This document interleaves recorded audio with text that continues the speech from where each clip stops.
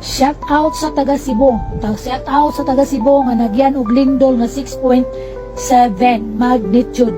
Karma Israel, taga mo diha.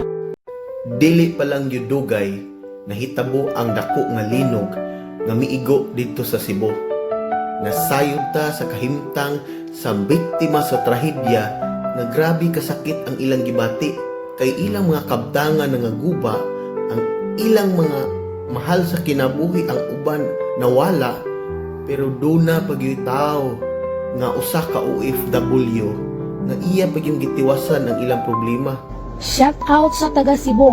Shout out sa taga Cebu nga nagyan og lindol nga 6.7 magnitude. Karma Israel, taga mo diha. Sayunan ka, ingno nimo ng biktima sa trahedya nga gaba. My God, kung unsa may imong sitwasyon karon madam, manghinaot lang ko nga kanang karma nga imong giingon nga nahitabo sa Cebu, dili na mahitabo sa imong kaugalingon o sa imong pamilya. Kay ug mahitabo gani na, ingnon lang gyud kang daan. Wa na gyud kay luna, bisan asa pa ka.